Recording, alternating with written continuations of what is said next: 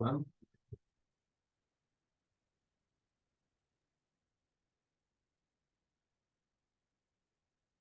Hi, Sanjay, you are the only one. It is ma'am, do you 6 have class 5. today? I am waiting. You didn't get Ma'am, yes, tell me.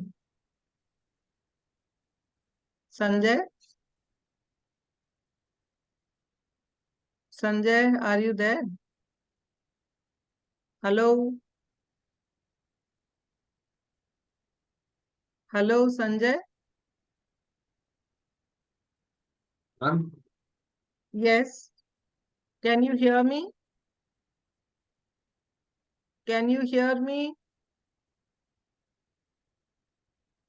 Hello,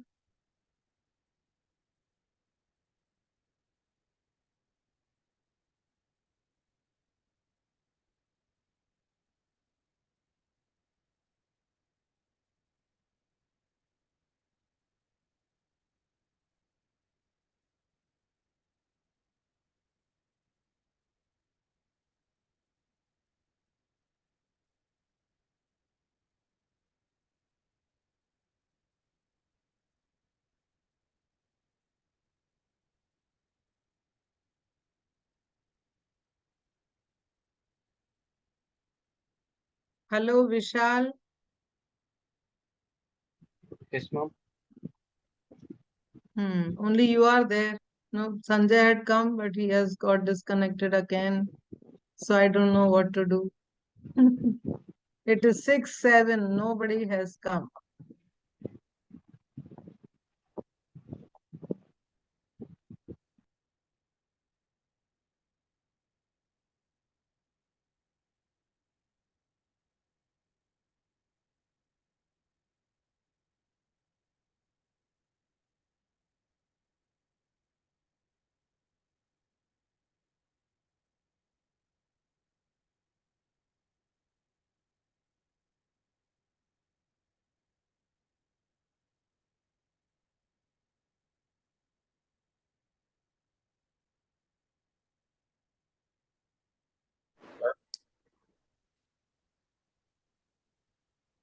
Yes, Sanjay, how are you?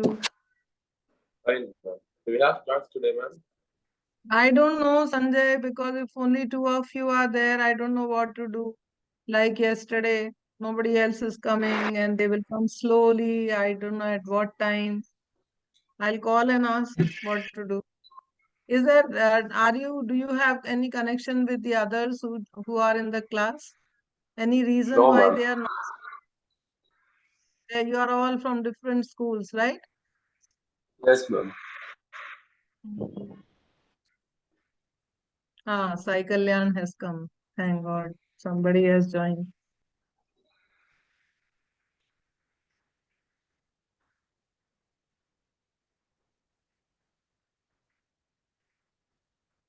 Sai Kalyan, how are you?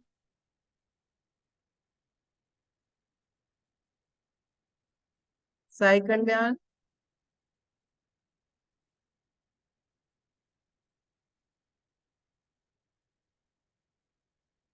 are you there, Sai Kalyan?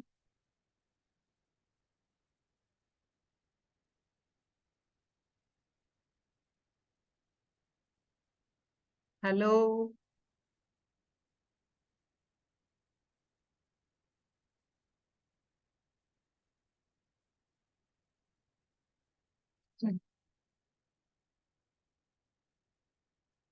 Sai Kalyan, are you there?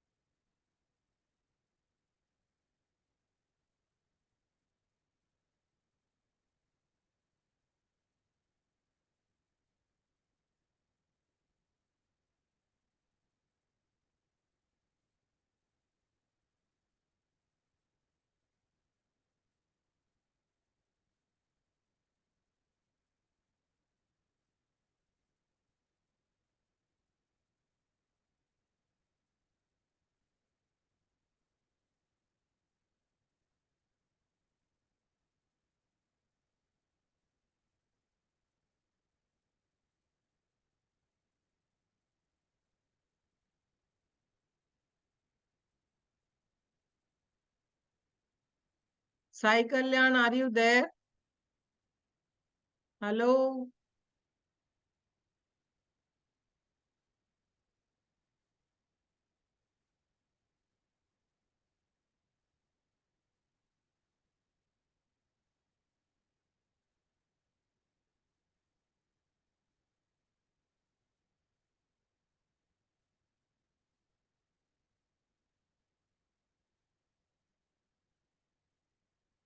Hello? Sai Kalyan, are you there?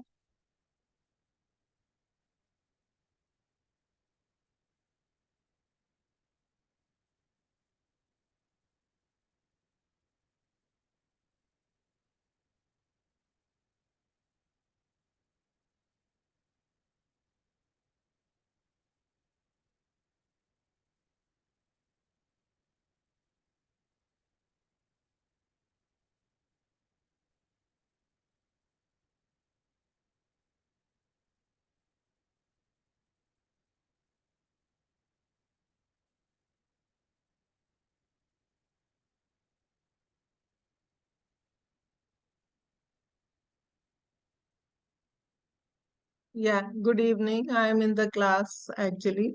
So,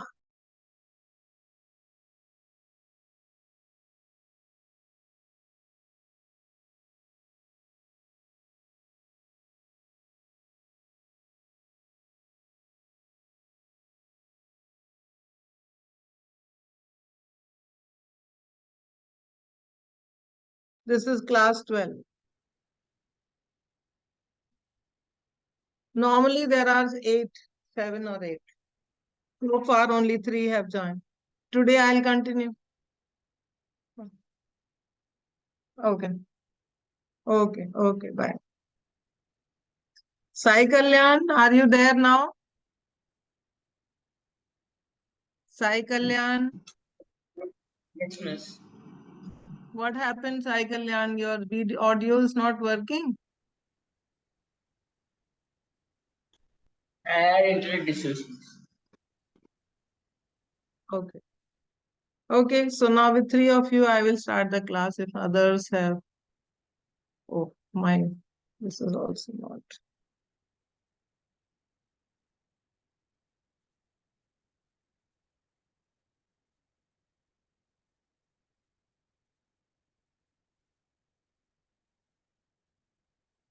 मैं कुछ और कर रही हूँ, I don't want.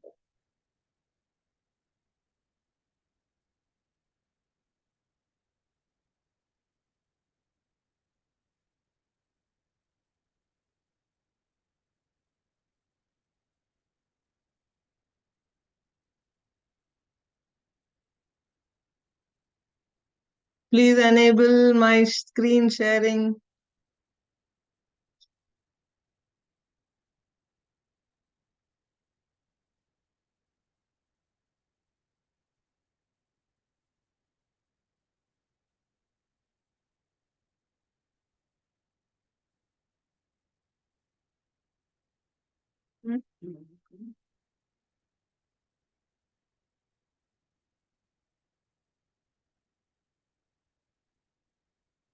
So today we are going to start with D block elements. Okay. So luckily for you all, in inorganic chemistry, the portions have been reduced drastically, so there should be no problem. There are about 10 marks questions which are asked from two chapters that we have. One is D block and F block elements, and the other one is coordination compounds. So I am taking D block elements first. If you understand D block elements, then you will understand coordination compounds more easily. Okay, so I have taken a picture of the periodic table, and this will help you to understand what the block elements are. Now you have done periodic table in class 11. I'm going to ask you questions and you are all going to give me answers, right? Now the first one, tell me what is the name of the first group here? This group, what is the name of this group? Anybody?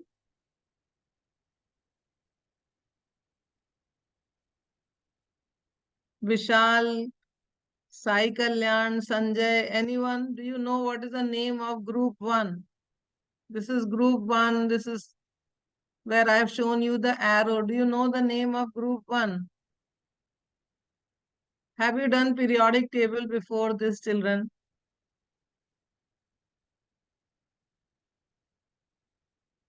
Sai Kalyan, have you done periodic table in class 11?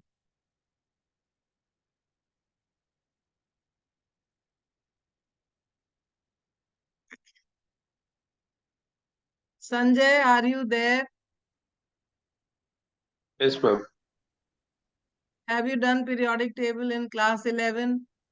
Yes, ma'am. So do you know the name of the group 1? Yes, What is the name? hydrogen. That is the element, the whole group. What is the name of this group? First group. This group here. What is the name of this group? Do you know the name of this group here? Not Hmm? sure. Do you remember? They are known as alkali metals. The first group is known as what? Alkali metals. So that means I have to go back and teach you periodic table also. Sai Kalyan, do you know? Sai Kalyan, are you there? First of all, what is the hurry Yes, of ma'am. switching on your mic so quickly? When I ask a question, all of you take 1 second to open your mic to answer. What is the problem? Keep your mic on. Tell me, Sai Kalyan, what is the name of group 1? Do you remember? Do you remember anything of the periodic table? Tell me yes or no. Little bit I remember this. Little bit you remember. Now you see, I will remind you, we'll talk a little bit about periodic table so that you understand what I am talking about. Now, if you take, this is group 1. If I look at vertically, these are groups. As you go downwards, they are groups. So this is group 1, right? And this is group 2, right? And this one this is, I should write numbers. So this is group 1, this is group 2, right? And this is 13, this is 14, this is 15, this is 16, this is 17, and this is group 18. Group 18 has inert gases. Okay, you should recognize this group properly. It has inert gases. All the elements in this group, has inert gases, they have 8 electrons in their outermost shell. Okay, and what is their configuration? Configuration of the last shell is S2P6. Okay, when I come to group 7, it is S2P7, P5. Then this is S2P4. This is S2P3. This is S2P2. And this is S2 and P1, right? When I come to this side, this is S1. The outermost electron is in the S shell and there's only one electron. And this is S2. So the first two groups, group 1 and 2, they are known as S block elements. They are S block. Now here in all these elements from group 13 to 18, you see the last electron goes into the P shell. So they are known as P block elements, P block elements, right? And the elements which are here in between, if you write the electronic configuration, you will realize the last electron goes into the D shell. So these are known as D block elements. This is the D block elements. What is the definition of D block elements? There are several definitions. We will understand them right now.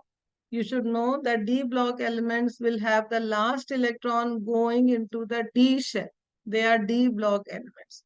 Now, since they lie in between the S block and the P block, like a bridge, We also call them transition elements. Transition elements. All right.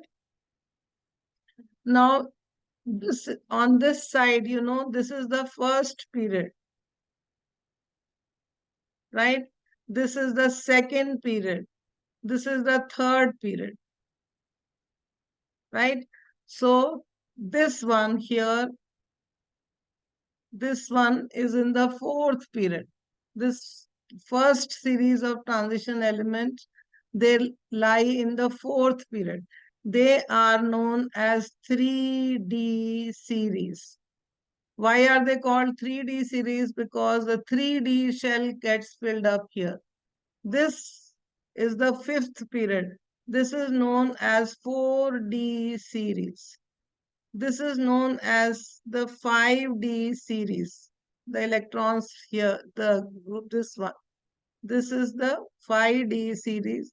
This is the 4D series. This is the 5D series. All right. So why do we call them 3D, 4D, 5D? We call them 3D, 4D, 5D series because the last electron gets into the 3D shell. Here it gets into the 4D shell. Here it gets into the 5D shell. Now these two groups which lie, periods which elements which lie outside the periodic table, they are known as F block. So we need to learn D block, about D block and F block elements. So first, little bit about the periodic table. You should have an idea where are these elements located in the periodic table. So they are located right in the middle of the periodic table between S block and P block elements, right? And they form three important series, 3D, 4D, and 5D series. Okay. Now 3D series lies in which period? Questions are simple. 3D series lies in which period? It lies in the fourth period. 4D series lies in the fifth period. And 6D series lies in the sixth period. Children, do you know if I give you an atomic number, let me quiz you a little and see what all you know. So supposing I say that without looking at the periodic table, supposing I say an element A has atomic number is equal to 19.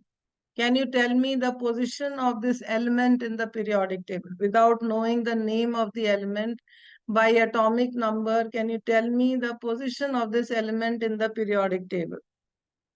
Sai Kalyan, can you do it?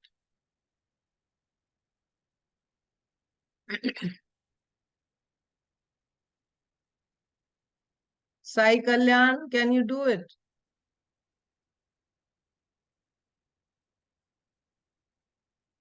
Hello?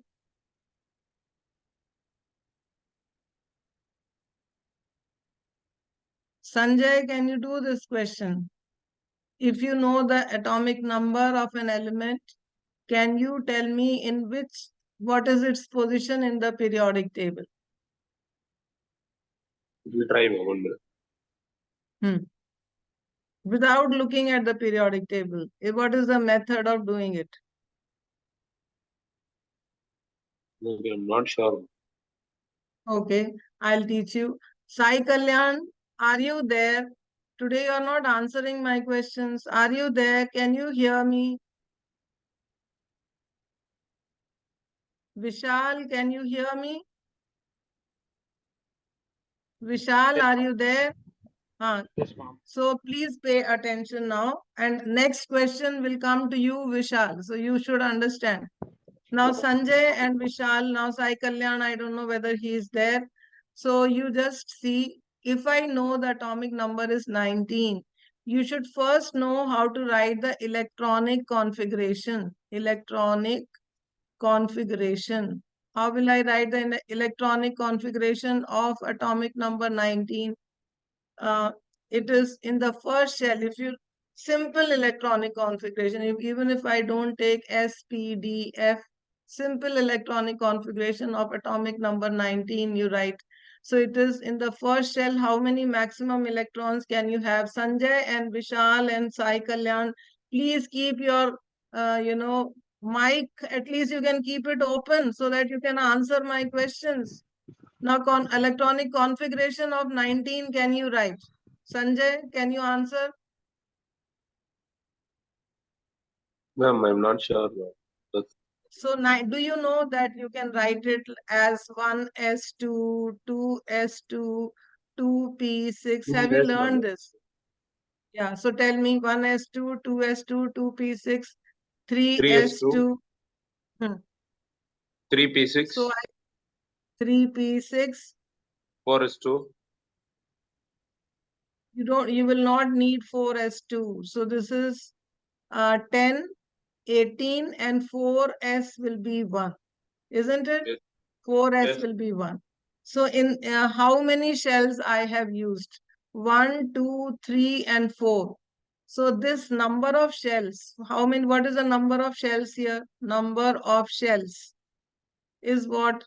Number of shells is 4, right? 1, 2, 3 and 4. So number of shells is 4. If I know the number of shells is 4, then I will know that this element is in period 4. Number of shells tells me the period number. So what is the period number? It is 4. That means my element is in period 4.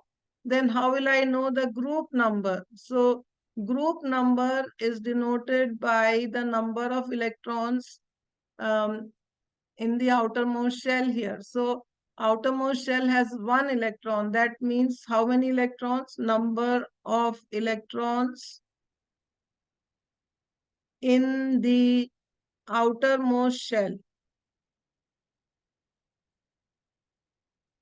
is equal to 1. So the group number is also 1. Okay. So now I'll show you the periodic table and you can make out now. So you look at 19. I gave you 19, right? This is the one I showed you. So this is in which group? Group 1. And in which period? 1, 2, 3 and 4. This is the 4th period, right? So if I know the electronic configuration, I can find out the position of the element in the periodic table. So let me do one more and let me see whether you can find out. Okay. So now there is an element B.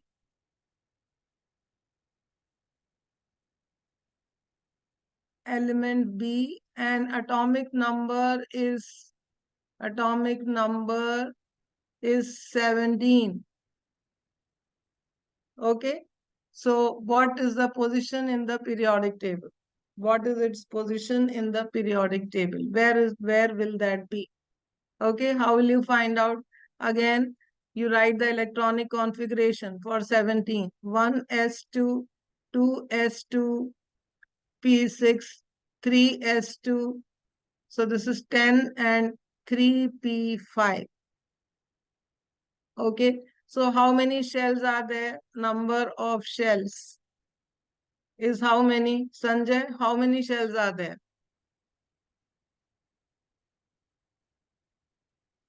Sanjay, how many shells are there? Oh, 5, ma'am. No, it is not. You don't count the shells like 1, 2, 3, 4, 5. 4, Number of 4, 4, shells. ma'am. No, not 4. This is 1. Then this is the second shell. So 2. And this is the third shell. So 3, total number of shells, 3. 3. Yes. How many numbers? So 3 shells. So that means this element should be in the third period. Now number of electrons in the outermost shell. Outermost shell. How many electrons are there? 2 plus 5, right? 2 plus 5 is 7. Number of electrons in the outermost shell is 7. So if the number of electrons is 7, then the group number is 17. And here the period number is 3. Right? Now look at the periodic table. So you look at periodic table and you see this is your this is your element that I gave, that is 17, right? So it is in group 17. And what is the period number? The period number is 3rd. So in the 3rd period, it is in the 17th group. So if you know the group number and the number of shells, if you know the atomic number, write the electronic configuration and you can find the position of the element in the periodic table. So that is a big advantage of a periodic table. Now today what we are going to do is we are going to learn about the elements which are in the D shell, so where the last electron gets into the D shell. So for that we will have to learn how to write the electronic configuration of those elements also. So we will practice that just now. So these are the few definitions of what are D block elements. So D block elements are elements lying in the middle of the periodic table belonging to groups 3 and 12. Okay, from 3 to 12. So they are lying in the center of the periodic table. You see, here I wrote 13, 14, 15. This is 3. This is 3, 4, 5, 6, 7, 8, 9, 10, 11, and 12. So group 13 to group 12 lying in the center of the periodic table, the last electron goes into the D shell. And that is why they are called D block elements. Okay, so that is first definition. Then D block elements are defined as elements in which the last differentiating electron, I told you, goes into the d orbital of the penultimate shell where n is the last shell. That also, 3D gets filled before the the 4s gets filled before the 3D shell. These elements are also known as transition elements. Okay. Now let us learn the electronic configuration of few of them. But before that, there are some tricks of, if you do or you don't get a periodic table in the exam, so you should know how to fill these D block elements. So this is a blank table and I will show you how to fill, the trick to fill these elements in these groups. I'm mainly the 3D. So D block starts from here. This is 3, 4, 5, 6, 7, 8, 9, 10, 11, and 12. So first is about the names. What are the elements which are there? So here I told you what is this series called. This series here is called 3D series. Right? So let us learn the names of elements in the 3D series. So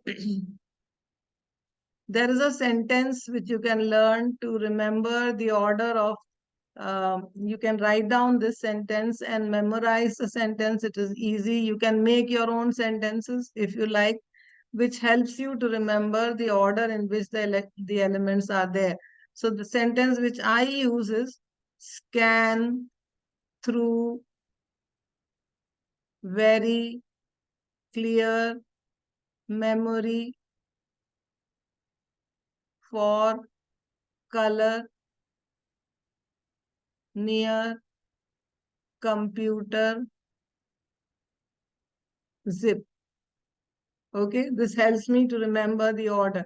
So what is the order? The first element in this group 3D series is scandium, then titanium, then vanadium, then here this is chromium, then manganese, then iron, then cobalt, then nickel, and copper, and zinc. Okay, so scandium, titanium, vanadium, chromium, manganese, iron, cobalt, nickel, copper, and zinc. Okay, now you don't have to remember all of them in all these series, but some of them you should remember, like zinc, cadmium, and mercury. You will realize they are important Why they are important, I will explain to you. So these are the few elements you should know how to fill them in a period. In the order you should know.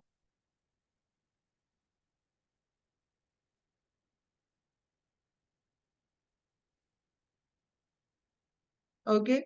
Now here you can also learn copper, silver, and gold. There is some similarity between copper, silver, and gold. These are called coinage metals. Why do we call them coinage metals? Because they are from time immemorial, they have been used for making coins. So in very early days, there used to be coins made of gold, then they were started making of silver. Then as silver also became very expensive, now we have coins which have a mixture of copper and zinc. So these are hence called coinage metals. Then there is these metals which are magnesium, technetium, Mn, Tc, and technetium and rhenium. These are also very important. There is a group, you should know them. Then scandium, yttrium, and lanthanum.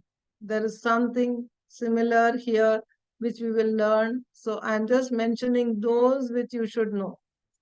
Then the next thing is that once you know their position in the periodic table, you should also know their atomic numbers.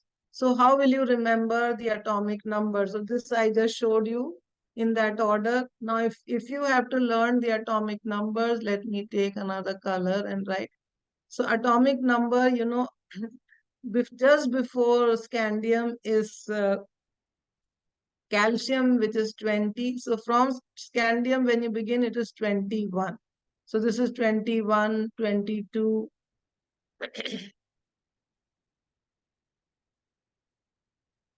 And vanadium is 23, and then you have 24, 25, 26, 27, 28, 29, and 30.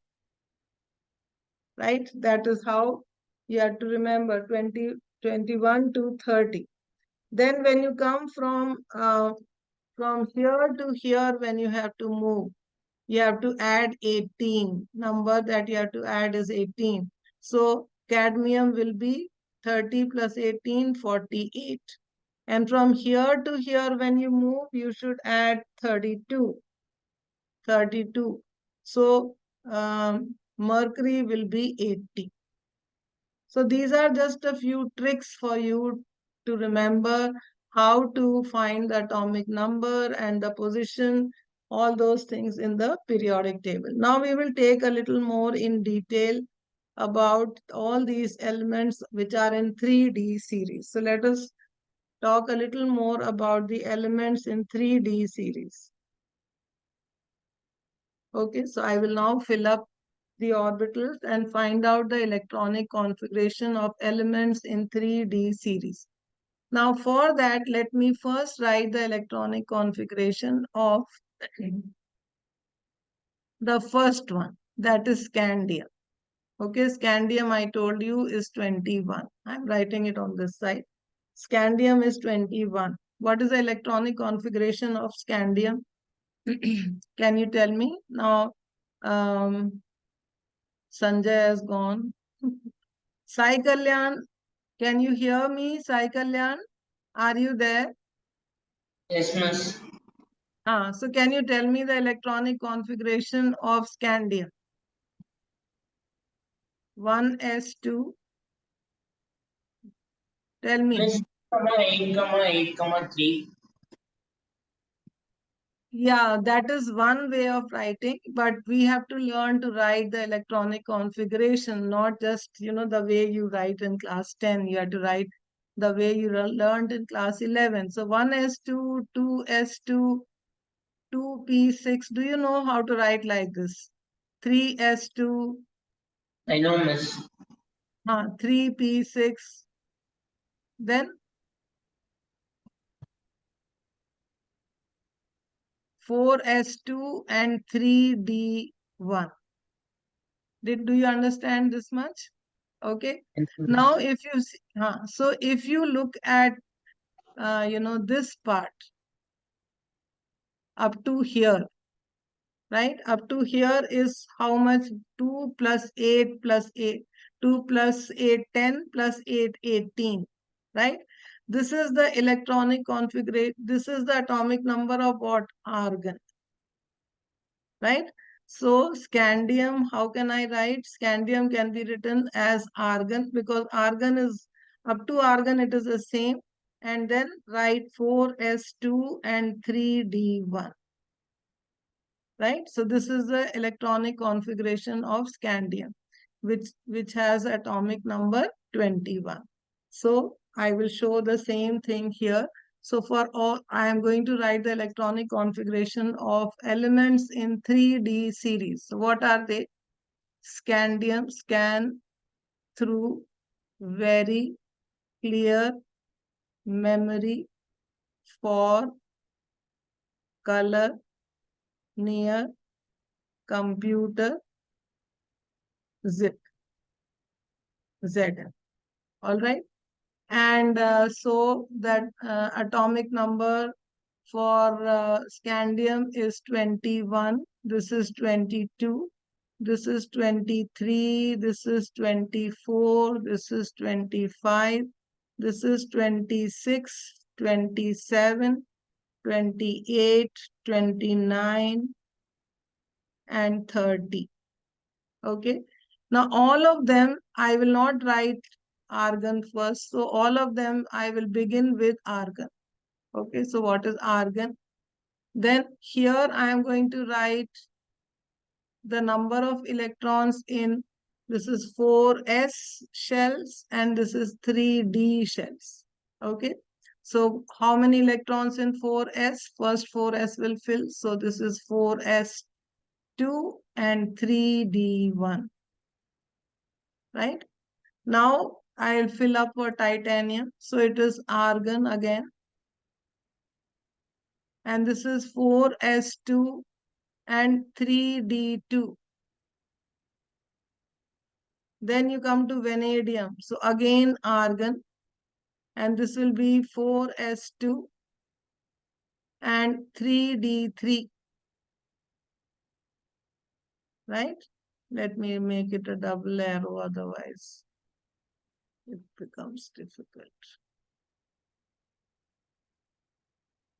Right? 3d3. Then again I will take argon and 4s2 and 3d4.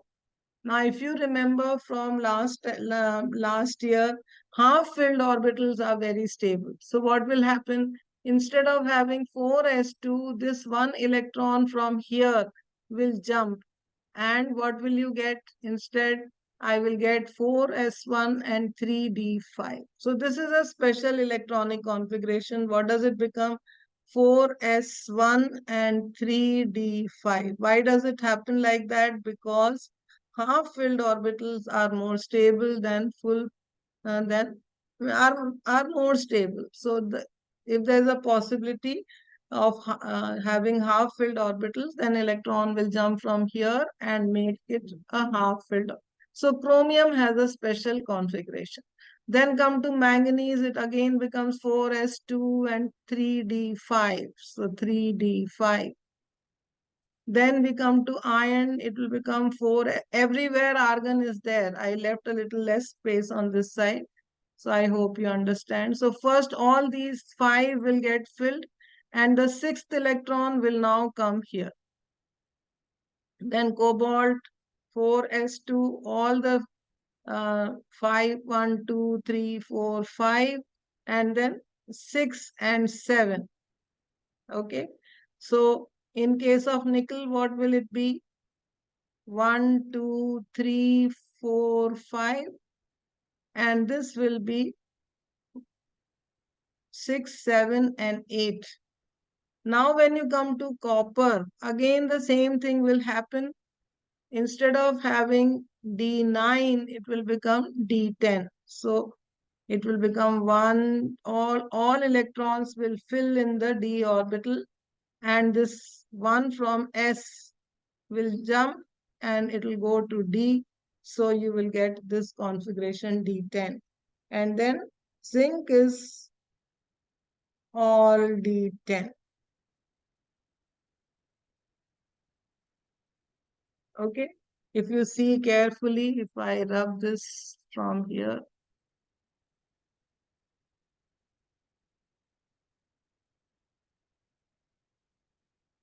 now you can see carefully the electronic configuration if I write for each one of them. This I did deliberately like this so that you can understand what is the electronic configuration. So I will write each configuration now, as you can see here, if you can understand. So what is the electronic configuration of scandium? It is argon, 4s2 and 3d1. Then what is it for titanium? It is argon, 4s2 and 3d2. And for vanadium, it is argon, 4s2 and 3d3. And for chromium, that is a special case. So you have argon, 4s1 and 3d5. So there's no 3d4 condition. Manganese is argon, 4s2 and 3d5. Then iron is argon, 4s2 and 3d6. And cobalt is argon, 4s2 and 3d7. And nickel is argon, 4s2 and 3d8. And copper is argon, a special case, so it becomes 4s1 and 3d10. And zinc is argon, 4s2 and 3d10. Okay, now it's very interesting to note their see their electronic configurations and see from there itself you can make out. If it is 1, that means the atomic number is 21. So it is D1, 22 is D2, 23 is D3. This is an exception, so I'll leave it 25, and this is 26, and this is 27, 28. This is, I'll leave it, and this is 30. So by knowing the electronic configuration, you can easily, in most cases, figure out how many electrons are present in the D shell. Now you can see in all of them, the last electron went into the D shell. And since it went into the D shell, we can call them D block elements. Okay. But there is a little refining of this definition. Now there is a question which is often asked, why zinc is not considered as a D block element? So when you learn the properties of D block elements, we are talking of special case of zinc, cadmium, and mercury. You see here, I told you you should know about zinc, cadmium, and mercury. So we are looking at the special case of zinc, cadmium, and mercury. Zinc, cadmium, zinc, cadmium, and mercury, Hg, are not considered as D block elements. Why are they considered outside D block elements? Okay. Or as in, why are they considered as an exception to D block element? Because these three elements, they have different properties. So it was observed that the properties of zinc, cadmium, and mercury are very different. Now, when we say D block, you know, all of them are metals. What are the properties of metals? Do you know? The properties of metals are that they are malleable, ductile, they have high melting point, right? These three properties at least are there. But you will realize zinc is not ductile. You cannot make wires out of zinc, right? Melting point of zinc is not very high. Mercury is liquid at room temperature. So there are some properties of these metals which are different. And that is why they wondered why these properties are different. And when they analyze, they realize that they are different because even though the last electron is coming into the D shell, the true D element which belongs to a D block should be one which should have a vacant vacancy in the D orbit. Now these zinc, cadmium and mercury, they have fully filled D orbitals. D orbitals. And since their D orbitals are fully filled, right? And there is an extra stability because of fully filled D orbitals. And their D orbitals remain fully filled in their atomic as well as ionic states. That is why these three are not considered as D block elements. So this is first question of give reason. Why zinc, cadmium and mercury are not considered as D block elements? Because they have fully filled D orbitals in their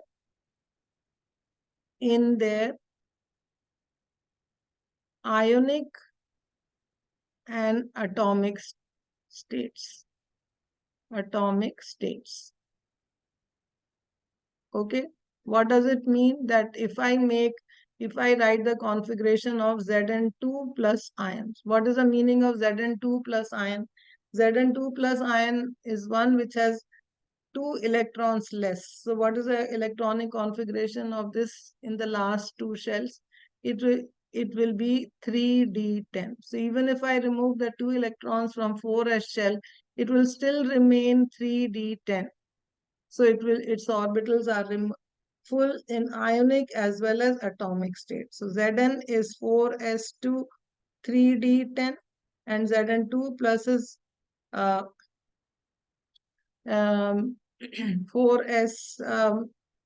is 4s2 is just 3d10. So in both states positions they have only 10 all 10 electrons in the D shell, and so they are fully filled.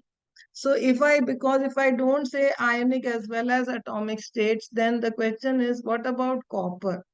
Now copper has 4s1 and 3d10. This also has a fully filled D orbital. So can it be called a transition element or a D block element? It can be called a transition element because in its ionic state, what is the ionic state of copper? Cu2 plus. So Cu2 plus means 3d9, one electron from the S cell and one electron from the one electron from the S and one from the D goes, so you will have 3d9. Electronic configuration becomes 3d9. So copper, even though it in its atomic state has 10 electrons in the D shell, but in its ionic state it has only 9, and so it has an incomplete D shell. So it can be considered as a transition element. So zinc, cadmium and mercury are not considered as transition elements because they have fully filled d orbitals in ionic as well as atomic states. Copper can be considered as a d block element because in its ionic state it has an incomplete d shell. So what is a true definition of a d block element? Element with or a transition element? It is an element which has an incompletely filled d shell. If the number of electrons in D shell are incomplete, that means less than 10 in their atomic or ionic state, then they are called D block elements. Okay, so these are few things which you should remember and understand. So here we have, I have the electronic configurations of elements different.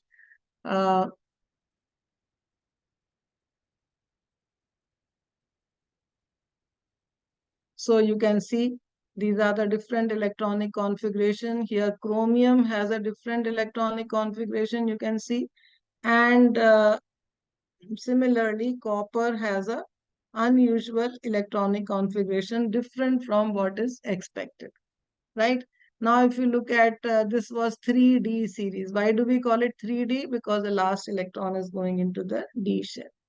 Now here you see, this is the 4D series. So the last electron goes into the 4D shell. So here you see the electronic configuration of molybdenum is 3D5 and 4s1. So one electron in the outermost shell. Okay. This one there is a little error here. I will correct it.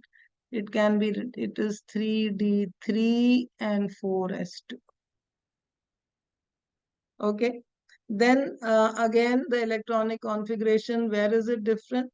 It is different here when you come here, right? In certain cases, for certain reason, you may have 3D, 4D10 and 4s0. Both the electrons from the S shell may jump and exchange energies and come to the D shell. Rarely, but it can happen. Then similarly, there will be special anomalous cases in 5D series also.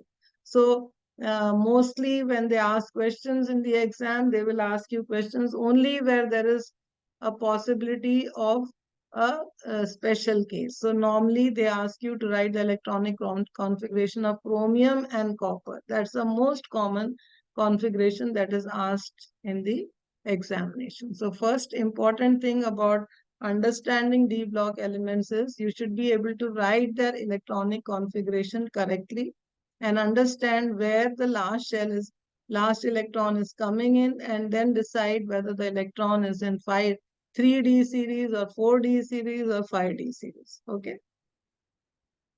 So this is what I was explaining. I have written, and transition element should have incompletely filled d orbital in the ground state or in its stable oxidation state. Zinc, cadmium, and mercury are not considered as transition elements because they have completely filled d orbital in their ground as well as in their stable oxidation states. Then electronic configuration of zinc is 3D10 4s2. Of cadmium is krypton 3D10 4s2. And of mercury, it is xenon 5D10 and 6s2. And in their electronic state, it is, okay, this I should have deleted. I had increased the font and kept it. So similarly, zinc 2 plus, cadmium 2 plus, and He2 plus also have fully filled d orbitals, so they cannot be considered as transition elements. Okay. Now we have to learn the next thing that we have to do is we have to learn the properties of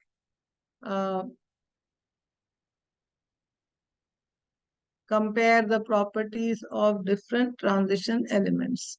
So properties, physical properties of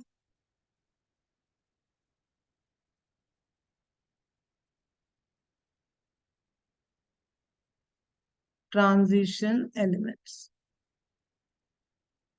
So whenever we learn the physical properties of any element, we have to understand their physical state, their melting points and boiling points. So mostly we are comparing the melting points and boiling points. Now, in case of transition elements, you know, they are mostly what is the type of element they are? They are all metals. Okay. Now, in metals, what is the intermolecular force of attraction between metal atoms? What is the intermolecular force of attraction? Anyone, can you tell me, Hari Raghav?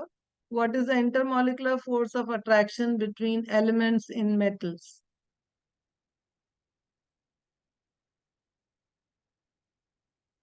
Hari Raghav? I think it's between the attraction between the electrons. What is the type of attraction called? What type of bonding is there? Is that covalent? No, it is called metallic bonding. Okay, it is metallic bonding between two elements, like one atom of copper, another atom of copper, and another atom of copper. How Okay. are they held together? They are held together by metallic bonding. Now, what is metallic bonding? See, when supposing uh, this is the nucleus of copper atom. So this is the nucleus, and there are several shells, and this is the outermost shell of copper. So there are 2 electrons in the outermost shell of copper. Okay, 4s2. So these are the 2 electrons. This is another atom of copper. So this is the nucleus of copper. Up to here, there are, some other shells. Right here also some other shells. And this is the outermost shell. And in the outermost shell, I have these 2 electrons. Now, these 2 electrons, when these 2 copper atoms are close to each other, then these 2 electrons are attracted by this nucleus here, like this. And these 2 electrons are also attracted by these 2 nucleus. So the outermost electrons are attracted by both the nuclei and they are free. So it is like this part of the atom, which is except outermost electron, it is known as kernel. So there are these positively charged kernels, and the outermost electrons are freely moving. So when the outermost electrons are freely moving like this, and they are not um, only attracted by their atom, but the adjacent atoms also. So these electrons can move here, these electrons can move here. So this gives rise to what you call metallic bonding, a special case where kernels lie in sea of electrons. And because of this metallic bonding, the all these elements, transition elements which are metal, they all have metallic bonding, and so generally they all have high melting point. So metallic bonding depends on what? Metallic bonding depends on number of unpaired electrons in the outermost shell. In the outermost shell. Okay. So the electrons in the outermost shell are the ones which are, freely being shared by all atoms, and that is why the metallic bonding depends on the number of electrons in the outermost, unpaired electrons in the outermost shell. So as the number of electrons in the outermost shell, the unpaired electrons in the outermost shell increases, the metallic bonding increases.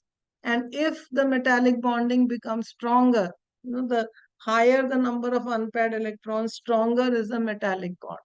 And if the metallic bond is stronger, then the melting point and boiling point also will be higher. So what does melting point and boiling point depend on? Melting point and melting point depends on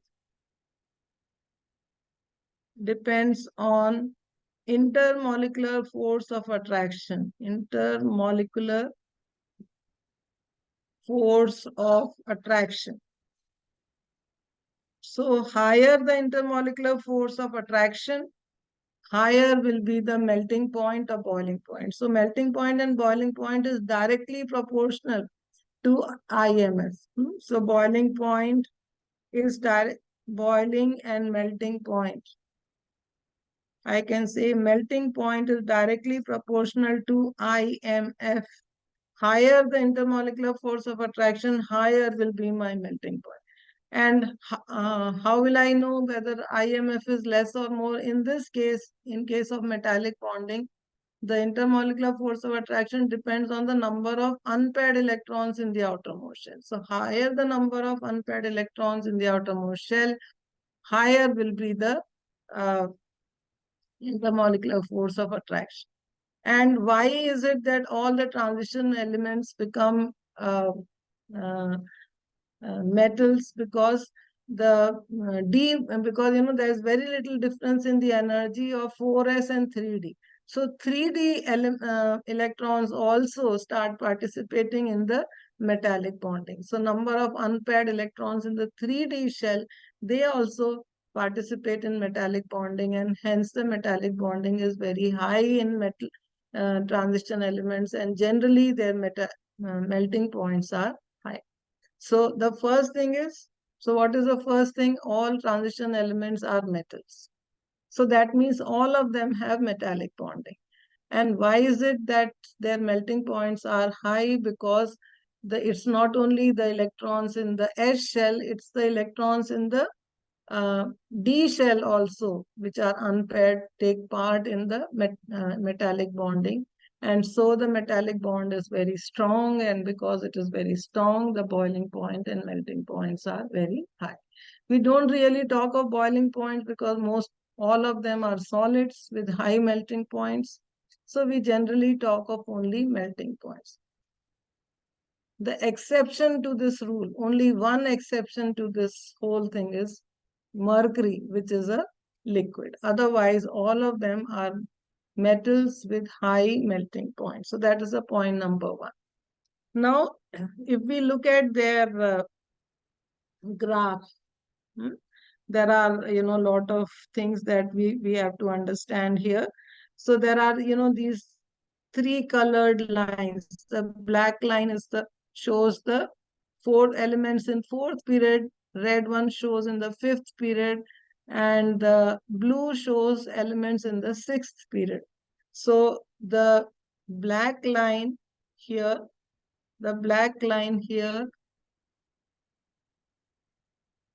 this is the 3D series. This is the 4D series. And this one is a 5D series. I have already explained to you. 3D series lies in the fourth period, and 5D series lies in the sixth period, and 4D series lies in the fifth period. Okay, so these are now generally what you will see here, a very strange thing. Here you see the electronic configuration, what is happening to it, and how the graph is changing. Okay, so for 3D series only, mainly I will explain to you. So in 3D series, just see carefully which are the elements. So every time you should know the elements. So what are the elements? Let me write here and then explain to you.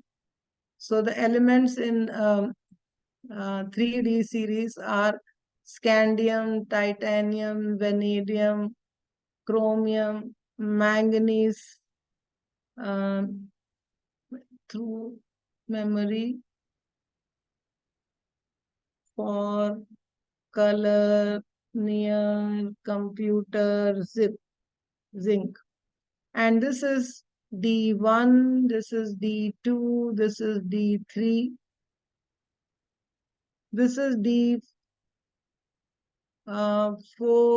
this is D5, this can be D4 or D5, and this is D6, this is D7, this is D8, this is D10, and this is also D3, D10. Okay, so how many unpaired electrons are there? 1. So number of unpaired electrons, 1. Number of unpaired electrons, 2. Number of unpaired electrons, 3. Right? In chromium, the number of unpaired electrons are 5 plus 1, 6. 1 in S shell is also unpaired. So 6. Now here, number of unpaired electrons is 5. Here it is. Now after 5, pairing starts taking place. So again, when there are D6, only 4 unpaired electrons. Here there are 3 unpaired electrons. Here there are 2 unpaired electrons.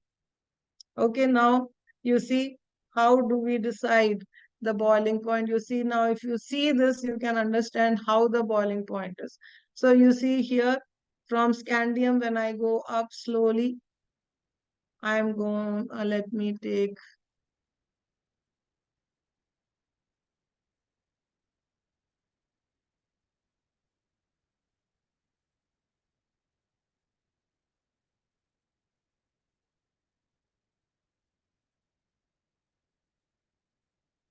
Okay.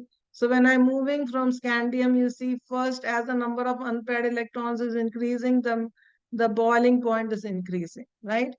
And here it almost levels out because this is 4 to 5. So this is 5 whenever the shells are completely filled, then or half filled, that gives extra stability to the atom. And those electrons which are in half filled shells, they somehow many times do not take part in metallic bonding, and so it starts stabilizing.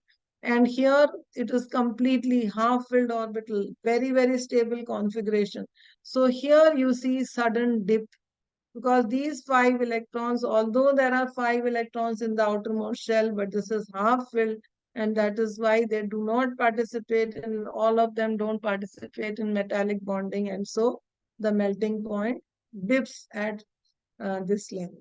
Then again, unpaired electrons increase. So up to iron, it increases first, and then from iron, the number of electrons starts decreasing from 4 to 3 to 1, so it decreases again.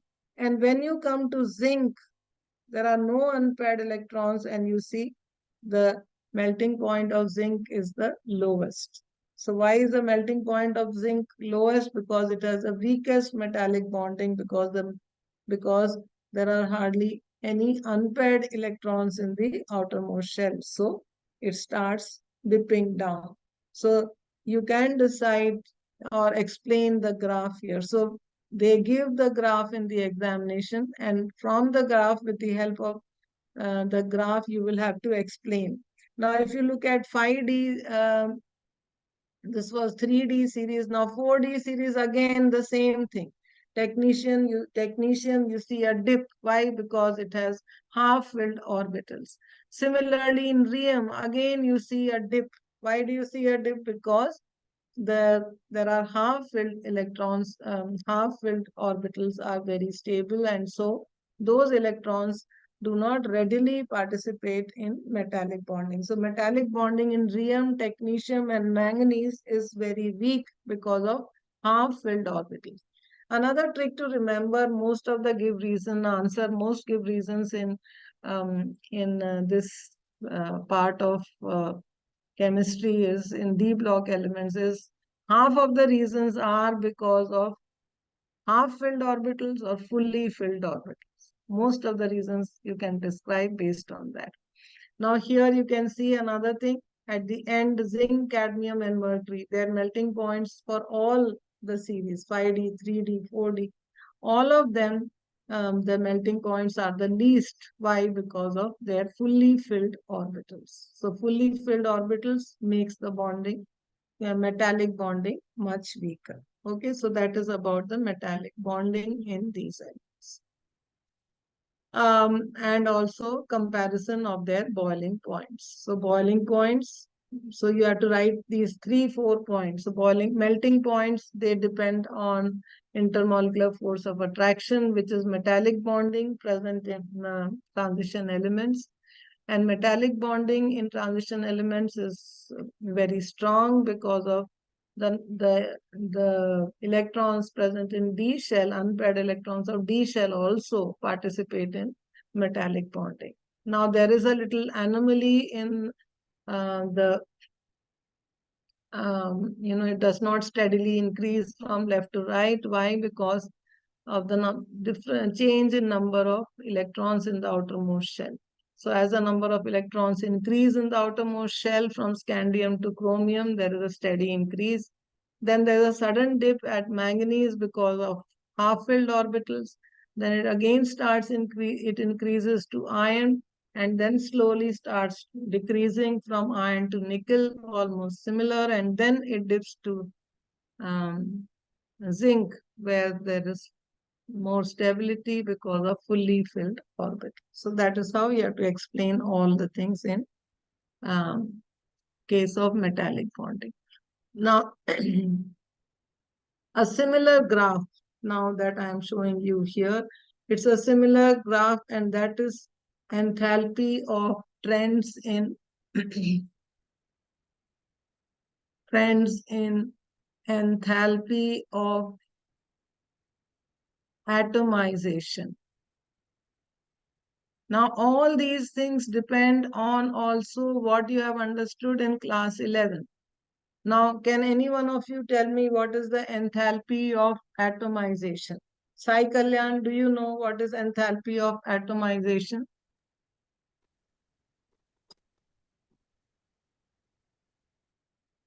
Hmm?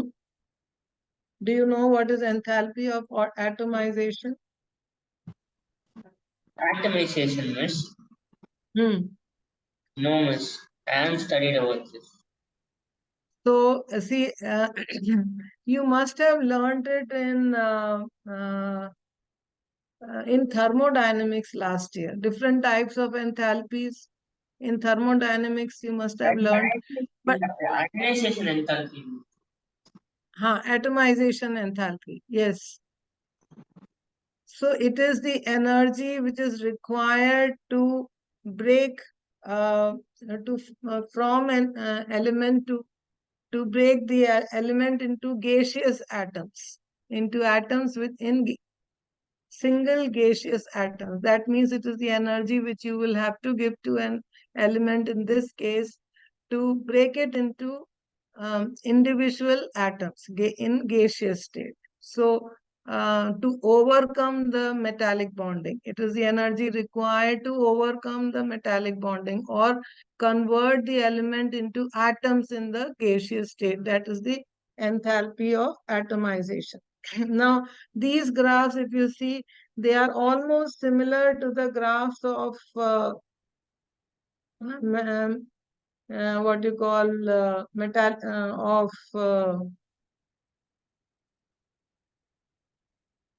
they. You can see they are almost similar to the graphs of melting point, almost same, right?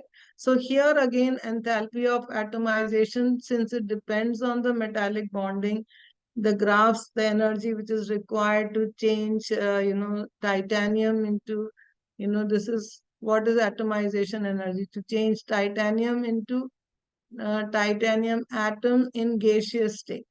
So how will you, amount of energy which is required to change titanium into titanium in gaseous state, converting it into gaseous state. So this also depends on metallic bonding, and as the greater the number of valence electrons, stronger is the interatomic attraction, and stronger the interatomic attraction, higher is the enthalpy of atomization. So as the enthalpy, as the interatomic attraction increases, the enthalpy of atomization increases. And here, again, half-filled and fully filled orbitals, they are very stable. So those atoms, electrons do not participate in interatomic attraction, and so the enthalpy of atomization dips. So enthalpy of atomization can be explained exactly on the basis, the same way as the, see, you can see the similarity in graphs. So there is almost same thing. You can, this is actually melting point itself, but the graph of enthalpy of atomization is also similar. I missed, I have put the same graph 2 times. I will change this, but it is a similar graph. There is not much difference in the 2 graphs. I will just change it, just 1 minute.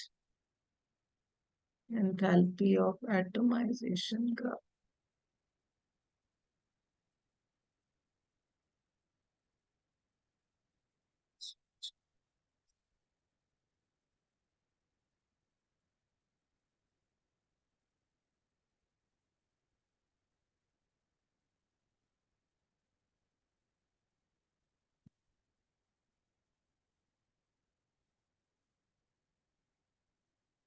So this is the graph for enthalpy of atomization. You can see this also. Here that is, it is the energy which is required to break the element into individual gaseous atoms. So here, this is the energy of atomization on y-axis, and this is the atomic number. So different series are there. And here again, where the dip is, you can see this will be manganese, and this will be technetium, and this will be rhenium. Okay, so half-filled shells. And here somewhere this is mercury, and this is cadmium, and this is zinc. Okay, zinc, cadmium, and mercury. So enthalpy of atomization. That means you need to give lesser energy to zinc to change it into gaseous atoms than you need to give to chromium. Okay, so the highest in this is in 3D series, highest energy of atomization is of chromium. So this is an enthalpy of atomization. Now the third thing that we need to learn, I will not be completing it, but I'll talk about few important things about the next property.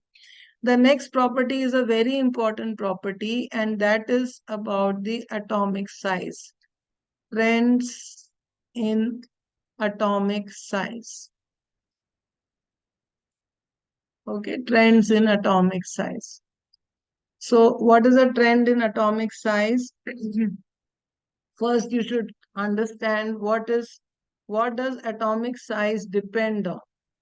So what is atomic size? It is actually roughly the atomic size is measured in terms of the distance between the nucleus and the outermost shell, outermost electron. So that decides atomic size. But to understand the atomic size, we should understand, there are a few things that you should understand, and this is very useful for understanding the atomic size is very useful for um, transition elements. So, so first thing is atomic radius is governed by two factors. The first factor is the force of attraction between the nucleus here and the outermost electron. Okay, so what is the force of attraction between the nucleus and the atomic outermost electron? So, if the nucleus has more protons, the nuclear charge will be more, and the energy with which it will pull the outermost electron will be higher. In physics, you have learned what is the force of attraction, the Coulombic force of attraction. How do you do that? That is, if I say that is Z, Z is proportional to Q1, Q2 upon R square, the distance between these two charges and the distance between the two charges. So it depends on the charges. So now the magnitude of positive charge and the outermost electron and the distance, both will decide the amount of force of attraction. If this force of attraction is very high, the atomic size will be less. It will be less because the nucleus will pull the outermost electron towards itself. But if for some reason the force of attraction is, there is something comes in between this nucleus and the outermost electron, then what will happen? The size will be comparatively more. So that is why what we do is, yes, I told you two factors. One factor is electrostatic force of attraction between positive nucleus and the electrons, and the other is mutual repulsion between electrons present in the outer shell. So if there are, these electrons are present, they repel each other. So repulsion increases the size and attraction slightly decreases the size. So what we say is Z effective. What is Z effective? It is number Z minus S. So what is Z? Z is the number of electrons, atomic number, which is equal to the number of protons. So as the number of protons increases, the Z effective will increase. But if the number of electrons in the intervening shells, they increase, then that is the shielding effect of electrons, it is called. It also affects the total effect of the nucleus, which is pulling the outermost electron. So it affects in two ways. One way it affects is that if there are electrons in the shell which are repelling each other will try to increase the size. The other way, how does it affect that these electrons, they prevent the nucleus from directly seeing the outermost electron. So because these electrons come in between, the nucleus is not able to pull the outermost electron towards itself, and so the size may expand. So considering these two factors only, we should look at the atomic radius. So if I look at the graph of the atomic radius here, you see, I will just take only describe a few things. One is, you see, there are few things which are happening. One is, I start from here, the green line, if you see, the green line is for 3D series. So you see, first the atomic radius is decreasing. First you have to look at the graph and observe. These questions are all based on a graph. They'll give you a graph and you have to answer based on the graph. So what do you observe? First, the atomic size is decreasing.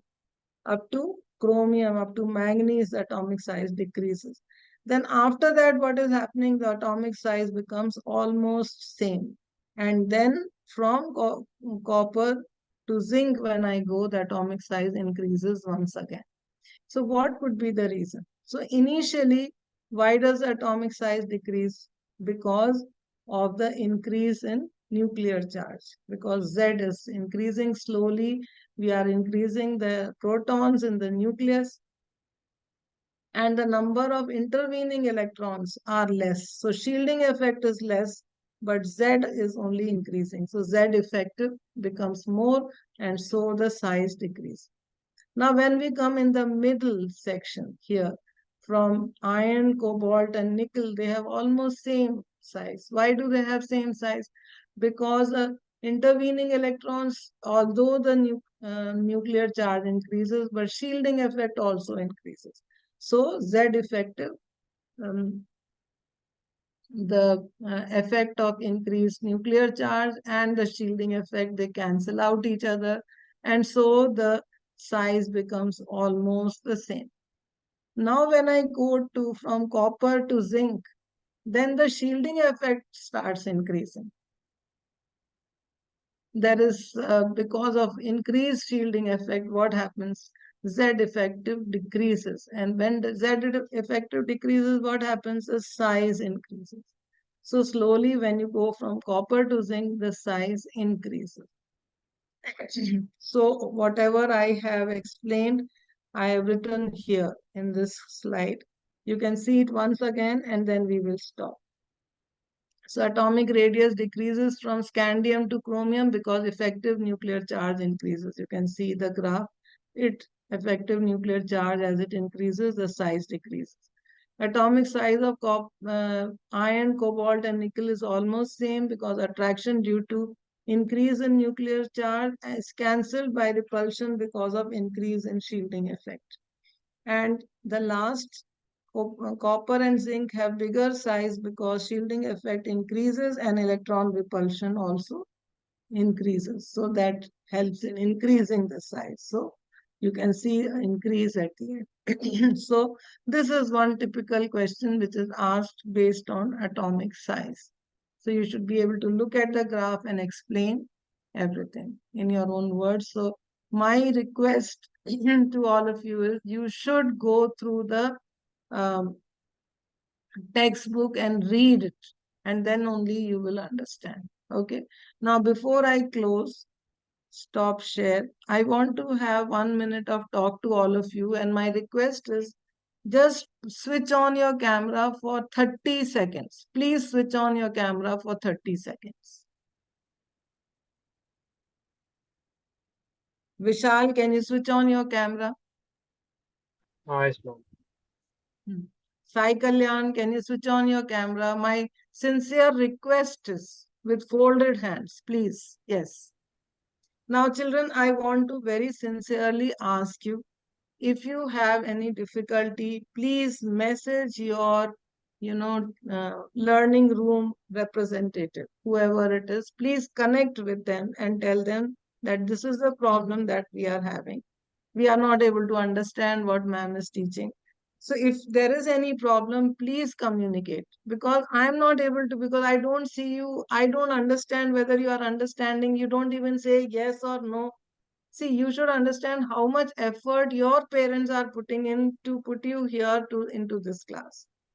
But if you don't communicate, then, if you don't want to communicate, and if there is no point in communicating, you think, then there's no point in our sitting together in a class at the same time, isn't it? I can make a lecture and video recorded, and you can take those lectures and see the recording, because in between the class you don't answer, you don't say anything, you just keep quiet. I don't know. If you understand, say yes. If you don't understand, say no. How will I know? So if you have to keep mum throughout the class, children, then there's no point in taking this sort of classes, that I have to come here at 6 o'clock, wait for all of you till 6:15, and then take a class where nobody answers. Is not fair, isn't it? So if you don't want to sit in a class from 6 to 7:30, please inform your head in the learning group. Tell them that we are not interested in attending live classes. We will take just recording. I will make a recording conveniently and send it to you.